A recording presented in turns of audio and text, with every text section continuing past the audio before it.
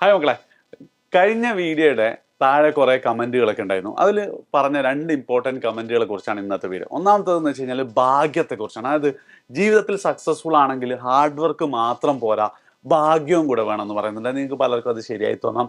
പിന്നെ രണ്ടാമത്തത് സമയത്തെക്കുറിച്ചാണ്. അപ്പം രണ്ടാമത്തതിന്റെ ഡീറ്റെയിൽ ആയിട്ട് ഞാൻ പറയുന്നതിന് മുമ്പ് ഞാൻ മറ്റൊരു കഥ പറഞ്ഞുതരാം. എൻ്റെ ഫ്രണ്ടിന്റെ കഥയാണ്.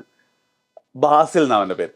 അതായത് ഞാൻ കഴിഞ്ഞ തവണ വേൾഡ് കപ്പും കഴിഞ്ഞിട്ട് തിരിച്ച് വേൾഡ് കപ്പ് കാണാൻ ഖത്തറിൽ പോയിട്ടുണ്ടായിരുന്നു. അപ്പോൾ ഞാൻ തിരിച്ച് ദുബായ് വഴിയാണ് വന്നത്, കുറച്ച് ഫ്രണ്ട്സിനൊക്കെ കാണാന്നുള്ള രീതിയിൽ. അപ്പോൾ ഞാൻ ആദ്യം വർക്ക് ചെയ്ത കമ്പനിയിൽ പോയിട്ടുണ്ടായിരുന്നു. അപ്പം ആദ്യം വർക്ക് ചെയ്ത കമ്പനിയിൽ പോയപ്പോൾ അവിടെ കൂടെ വർക്ക് ചെയ്ത ഒത്തിരി സ്റ്റാഫുകൾ ഇപ്പോഴും അവിടെ ഉണ്ട്. കുറച്ച് ആൾക്കാർ വേറെ ജോലിയിലേക്കൊക്കെ പോയിട്ടുണ്ട്. അപ്പോൾ അവരോടൊക്കെ ഇങ്ങനെ സംസാരിക്കും. എല്ലാവർക്കും ഭയങ്കര കംപ്ലൈൻറ്റുകളും പരിഭവങ്ങളും തന്നെ പറയാനുള്ളൂ. അതായത് കോവിഡ് വന്നു, എല്ലാവരുടെയും സാലറി ഭയങ്കരമായിട്ട് വെട്ടിക്കുറച്ചു. അപ്പൊ എന്താണ്, ഇപ്പോഴും കോവിഡിന് മുന്നേ അവർക്ക് കിട്ടിക്കൊണ്ടിരുന്ന സാലറിയിൽ എത്തിയിട്ടില്ല. ലിവിങ് എക്സ്പെൻസ് ഭയങ്കര കൂടുകയാണ്. ആകെ മൊത്തം സങ്കടങ്ങൾ തന്നെയുള്ളൂ. അപ്പൊ അവരോട് സാലറി എല്ലാം ശരിയാവും എന്നൊക്കെ പറഞ്ഞ് അതിൻ്റെ ഇടയ്ക്കാണ് എനിക്ക് ബാസിലിനെ കുറിച്ച് ഓർമ്മ. അപ്പൊ ഞാൻ ചേട്ടാ ബാസിൽ ഇപ്പോൾ ഇടാം. അപ്പൊ അവൻ പറഞ്ഞു ബാസിൽ രക്ഷപ്പെട്ടു പോയിട്ടുണ്ട്, അവൻ നല്ല ഭാഗ്യമുണ്ട്, ഇപ്പൊ വലിയ വലിയ കാറൊക്കെ എടുത്തിട്ടുണ്ട്, ലാൻഡ് ക്രൂയിസർ എന്ന് കാണാം.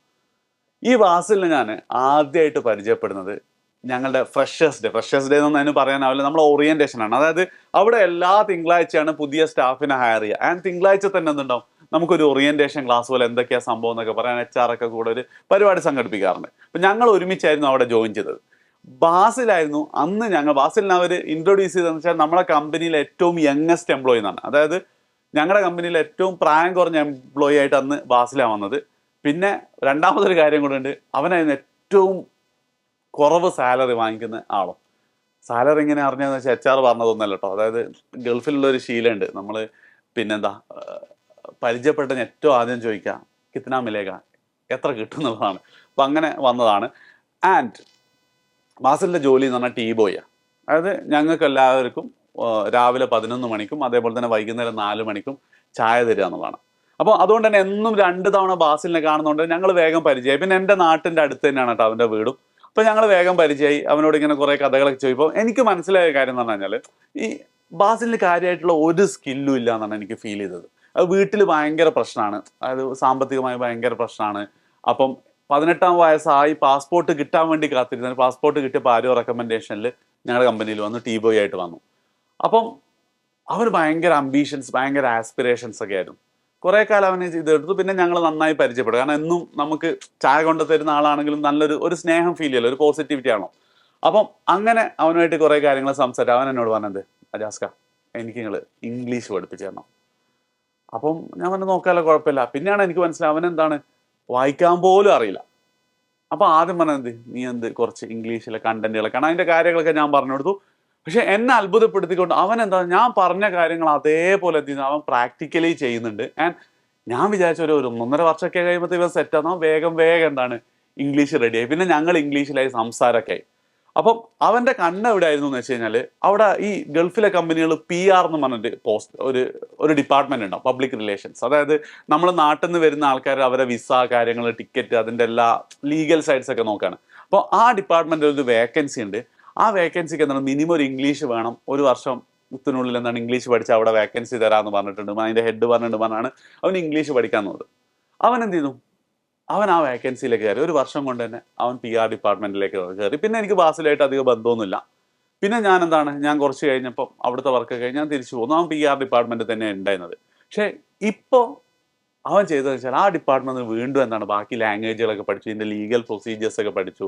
അവിടെ ആ കമ്പനിയിൽ വർക്ക് ചെയ്തുകൊണ്ടിരിക്കുമ്പോൾ തന്നെ ബാക്കി ചെറിയ കമ്പനികൾക്ക് വേണ്ടി സൈഡായിട്ട് എന്താണ് ഈ PR വർക്കുകളൊക്കെ ചെയ്തു. ഇപ്പൊ സ്വന്തമായിട്ട് ഒരു കമ്പനിയൊക്കെ സ്റ്റാർട്ട് ചെയ്ത് ഒരുപാട് കമ്പനികളുടെ PR ചെയ്യുന്ന കമ്പനിയുടെ ഓണറാണ് ആര്, നമ്മുടെ ബാസിൽ. അപ്പോൾ ബാസിൽ എനിക്ക് എന്തായാലും എന്താണ് അവന്റെ ഗ്രോത്ത് എന്നൊക്കെ അറിയാൻ വേണ്ടി നേരിട്ട് ഞാൻ വിളിച്ചു. ഞങ്ങൾ നേരിട്ട് കണ്ടു.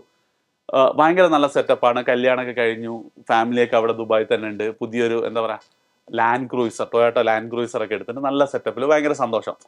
അപ്പൊ അവനിങ്ങനെ പറഞ്ഞു, കഴിഞ്ഞ 5-8 വർഷമായിട്ട് എന്താണ് ഞാൻ കഷ്ടപ്പെട്ടത്ര ഇവിടെ ആരും കഷ്ടപ്പെട്ടിട്ടുണ്ടാവില്ല അജാസ്കാണ്. അപ്പം ആ ബാസിലിനെ കുറിച്ചാണ് ആര് പറയുന്നത്, ബാക്കി സ്റ്റാഫ് ഒന്ന് എന്നോട് പറഞ്ഞു അവന് നല്ല ഭാഗ്യമാണെന്നുള്ളത്. ഈ ഭാഗ്യത്തിന്റെ കാര്യം എന്ത് ചെയ്തിട്ടുണ്ടെങ്കിൽ ഞാനൊക്കെ കേട്ടിട്ടുണ്ട് കേട്ടോ.